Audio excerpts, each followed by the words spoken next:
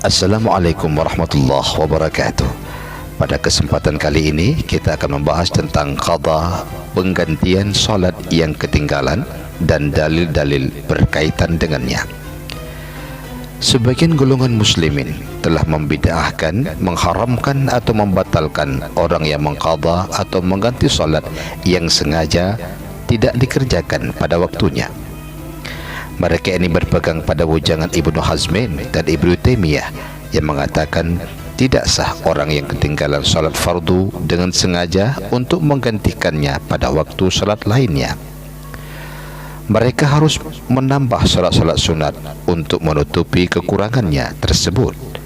Tetapi pendapat Ibnu Hazmin dan Ibnu Taimiyah telah terbantahkan oleh hadis-hadis di bawah ini dan konsensus para ulama pakar, di antaranya Imam Hanafi, Imam Maliki, dan Imam Syafi'i serta imam-imam lainnya tentang kewajiban mengqada bagi yang meninggalkan salat baik dengan sengaja maupun tidak sengaja.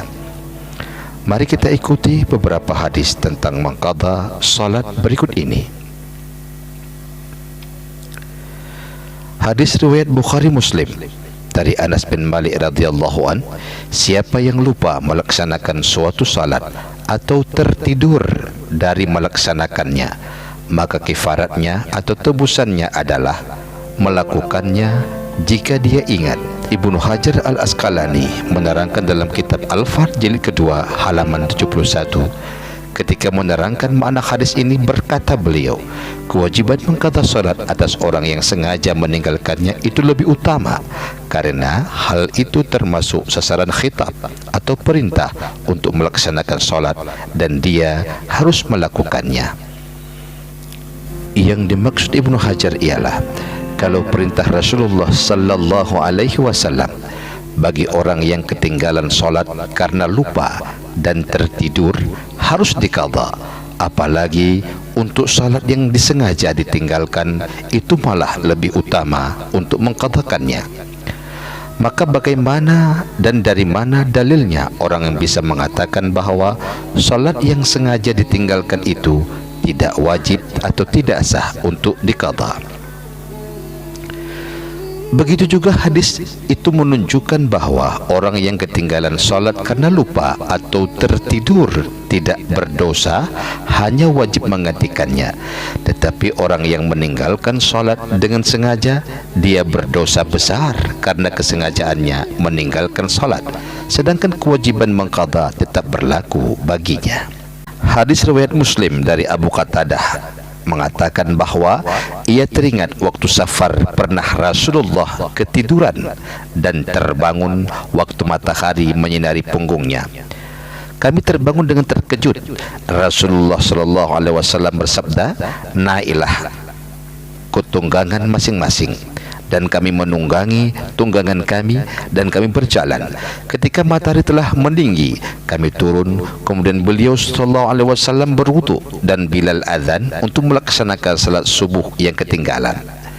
Rasulullah sallallahu alaihi wasallam melakukan salat sunnah sebelum subuh, kemudian salat subuh. Setelah selesai, beliau langsung menaiki tunggangannya.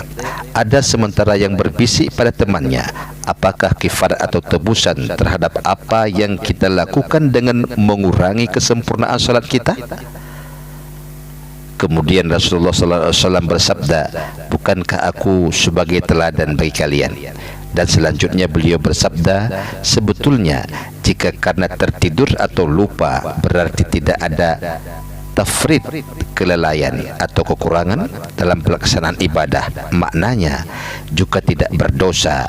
Yang dinamakan kekurangan dalam pelaksanaan ibadah tafrid yaitu orang yang tidak melakukan dengan sengaja salat sampai dengan lagi waktu salat lainnya.